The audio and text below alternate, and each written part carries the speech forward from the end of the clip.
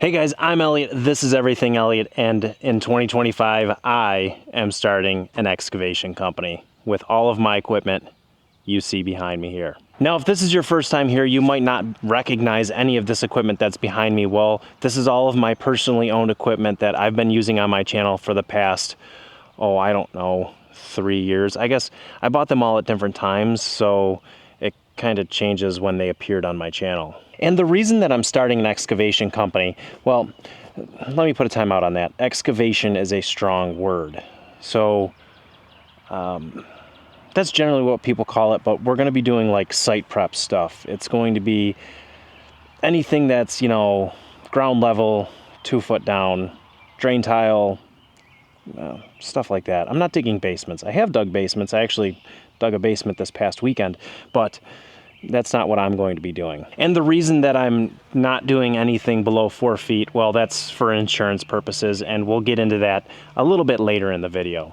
So you probably clicked on this video because you've been thinking about starting your own excavation or site prep business, and you just don't know where to get started, and you're kind of doing your initial research, or you're just a steady viewer of my channel and you're interested to see where this adventure takes us. Now, I've been in or around heavy equipment pretty much my entire adult life, so this makes sense for me. I have the skills, and I could pretty much use all these machines that are sitting here. Not pretty much. I can use and do use all of these machines that are sitting here. So I guess if you don't know how to run these machines, then this probably wouldn't be a good business venture for you. Now, currently I work full-time. I have a 9-to-5 job that I go to every day, and all of this equipment and this little side business that I'm going to be building here is going to be all in my free time, on weekends, on nights, and basically, well, whenever I can find the time to sneak away from the family. Not that I don't love my family, it's just that I'm trying to set up my son for success in the future. If he so chooses to get into excavation, he'll have a turnkey operation really is what he'll do. And, maybe if it gets to a point that my wife can quit her job and I'll just work 2 jobs, because that's how it goes, isn't it? So we'll get into these machines really soon here, and I'm going to tell you about each one of them and what they can do and what their specialized skill is. But before we do that, let's get into the meat and potatoes of starting a legitimate site prep excavation company. Now, the first thing you guys are going to want to do is research the LLC laws that are in your state. So I'm in New York, so anything I pretty much talk about in this video is about New York State. It might be different in the state you're in, or it might be pretty similar. So starting an LLC in New York State is fairly easy. I mean, it's actually super simple. It's all online. You can print the forms out, fill them out, and mail them in if you want to, but you have the online option, so why wouldn't you do it that way? And if we're being completely honest, I used ChatGPT to walk me through all of the steps because, ChatGPT exists, so why not use it to my advantage? So I used ChatGPT. I put in, hey, I need to start an LLC in New York. What do I need to do? It gave me the newyork.gov website that I needed to go on and basically just filled out the information. It was so simple and literally took me 10 minutes. It was a $200 fee that you just pay with a credit card, and boom, you have a business. Now, starting the LLC is literally only a quarter of the battle. So after you start your LLC, you need to then get an EIN, which is an employer identification number. It's basically the social security number of that LLC. And the reason you need an EIN, well, that's because the federal government wants their tax money. And when it comes time for April 1st, when you need to file your taxes, well, that's how the feds know that you're doing it as a business and they want their piece of the pie. However, an EIN also allows you to open up a bank account and get credit cards all under the business name and not under your personal name. So there's that benefit too, because legally, you should not be mixing personal finances and business finances into one bank account kind of thing. It's frowned upon, illegal. Yeah, don't do that. Get a bank account for your business. All right, so you've got your LLC, you've got your EIN, you've got your bank account and possibly a credit card. What do you do next?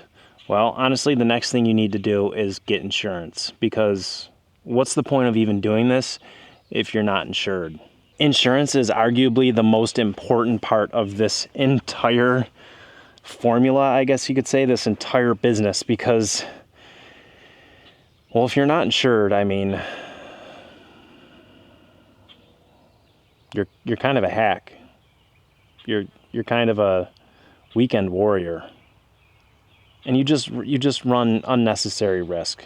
Now, do you remember in the beginning of the video where I said I'm not doing excavation, I'm doing site prep? Well, that's because excavation, like actual excavation insurance, is insanely expensive, like wildly expensive. But if you do site prep work, which is like drainage, yard prep, backfilling, you know, stuff like that, anything that's, what was it? When I was looking up different insurance carriers are different ways. Like Progressive is 4 feet below grade. You can't go 4 feet below grade. Once you get 4 feet below grade, it's excavation. What were some other ones? Like Mass Mutual, they were 2 feet. So it depends on the insurance carrier. But essentially, if you're staying around the grade area, you know, earth level, you're going to fall under a site prep contractor, which is kind of like landscaping, some of them call it, but I'm not really a landscaper. I mean, I guess I am scaping land, aren't I? All right, so you've got your LLC, you've got your EIN, you've got your bank account, you've got your credit card, you now have your insurance. Now the important part, all this stuff that's behind me, the equipment. Now, I've been lucky enough in life to make some good decisions and make some good purchases. That's why I have all this stuff. So this is all personally owned of mine, and you might not be in the same scenario that I'm in. You might not have any of this equipment, but you still want to jump in with both feet. The easiest way to do that is to rent the equipment for the job. Certainly you might not make as much money having to rent all the equipment all the time, but hey, I've fixed my equipment and it's kind of expensive as well. So there is a benefit to renting, and especially if you're getting your feet wet, the rental might be the place to start. So now that we're talking about equipment, let's talk about the equipment that I have behind me that's personally owned. We've got a mini skid steer, a tractor, a full-size skid steer, and an excavator. I guess we can just go right down the line. We'll start smallest to biggest, I guess you could say. So this is my Baumelite TRL 620D mini skid steer, and this thing is handier than a pocket on a t-shirt. This thing is a Kubota powered mini skid steer, so it is Kubota diesel. I think it's like 25 horse. I'll fact check that. Now, the reason I got this mini skid steer is just, well, it's perfect for tight access jobs where bigger machines just won't fit. And it runs on the reliable Kubota diesel engine, plenty of torque for its size. With the narrow frame, this thing fits through standard gates, making it ideal for backyard trenches, landscaping, or utility installs. Currently, I have a bucket on it. I also run forks on it, and with these hydraulic hookups, you can run pretty much any hydraulically powered attachment with this thing. It's got pilot joystick controls, a solid lift capacity, and weighs just under 2,800 pounds, which means you can tow it with a regular trailer behind a pickup truck. This thing is perfect for those backyard jobs where you need to get into gated areas or just a fenced backyard and you're doing a small landscaping project, or you just don't want to take a whole big machine for you for a small job. So next on the list is my Kubota L4701, and this thing has been my trusty steed around this house, well, since I bought the property. This was the first thing I bought when we bought this property. It's been with me for, I think, 6 years now, and in that time I've put about 600 hours on it. So 100 hours a year for residential use, not too bad. This is a 47 horsepower, 4-wheel drive compact utility tractor with a front end loader and 3-point hitch. It's part of Kubota's standard L series. It's powered by a 2.4 liter Kubota diesel, starts easy, sips fuel, and honestly has more than enough power for the work that I throw at it. The LA 765 loader up front has about 1,600 pounds of lift capacity at the pivot pins, and it's great for moving gravel, soil, and brush. And on the back, the 3-point hitch, well, I normally run a box blade on it, but we've got the trailer mover on it here. You know, box blade, brush hog, landscape rake, and it'll lift with a capacity over 2,300 pounds. You've pretty much got unlimited options. And the transmission, well, it's hydrostatic drive on my tractor. That means easy forward, easy back with the push of a pedal. And honestly, you know, in a business, having a multi-purpose machine like this saves time and money. I can use it to clear lots, I can maintain gravel driveways, mow overgrown properties. I mean, the options are honestly limitless. And if you're starting a small business, like a small excavation site prep thing, this might be a great choice for you. I've gotten, honestly, more work done with that tractor than you honestly think you could ever get done with it. This shop that I built here, it's a 30 by 60 shop. All the site work for that shop I did with that tractor right there. And a box blade. Tractor and a box blade. Everything. This is the newest addition to my fleet. This is an ASV RC100 skid steer. And boy, I've wanted a skid steer for a very long time and finally made that dream come true just shy of a month ago.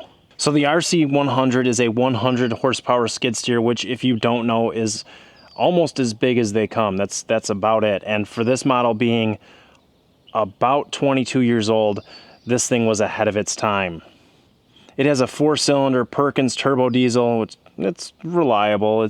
I think it's like a Caterpillar kind of Perkins combo. The hydraulics on it run high flow and low flow, the high flow being about 37 gallons per minute. You can run brush cutters, augers, and heavy duty grapples with no problem at all. And the undercarriage, some people love it, some people hate it, but it does stand apart from normal skid steers. It's got a suspension system in it. You know, this low ground pressure system has a smooth ride even over rough terrain. So say what you want, love it or hate it, it does ride pretty good. The full cab has heat and AC, and honestly, it's really not that bad to ride in there. It's pretty comfortable. It doesn't have a radio, but maybe one day I'll build one and put it in there. So the plan for this thing, you can use it for anything from grading driveways, running a forestry mulcher on it, loading trucks, backfilling, site cleanup, or digging post holes, and, well, just about anything you want to, honestly.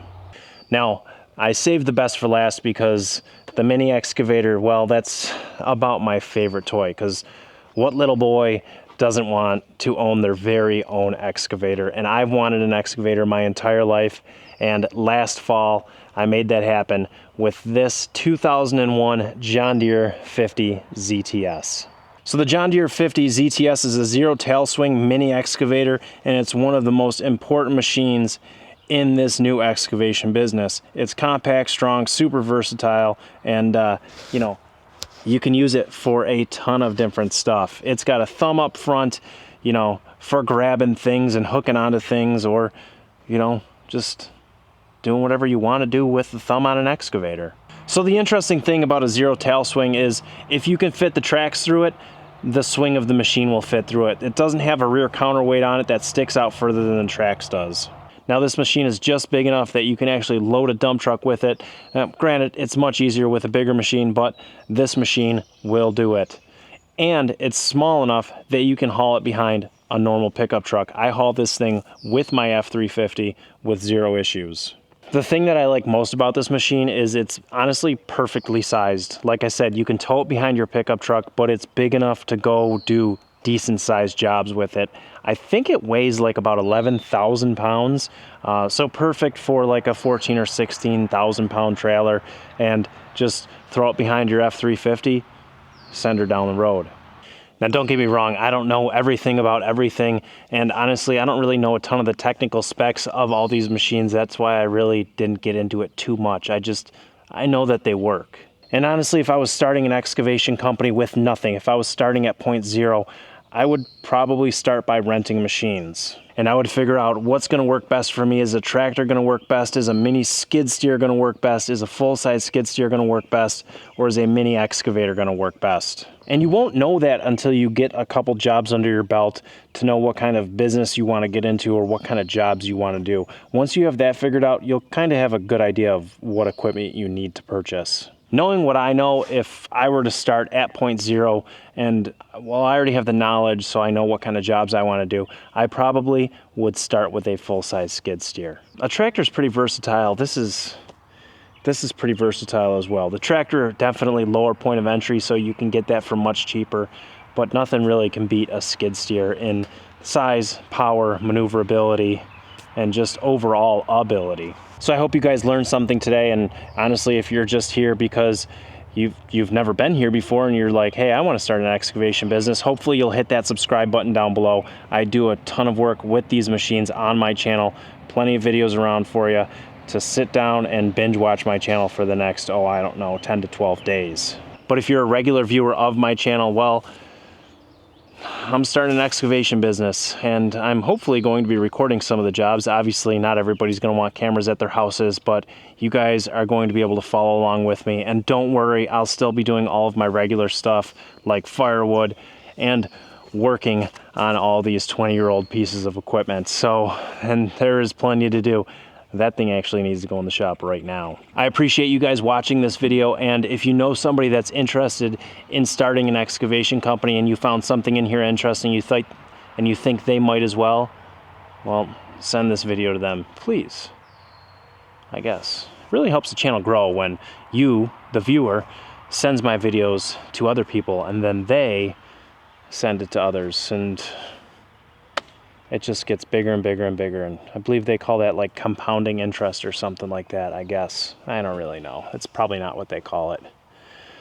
But I'm just rambling, so yeah, until the next video, I hope you guys have a great day. And Theodore just showed up. How convenient. Well, you might as well say hi. Come here. Everybody loves seeing you. Let me catch you. Oh, he ran away. All right, guys. I'll catch you on the next one.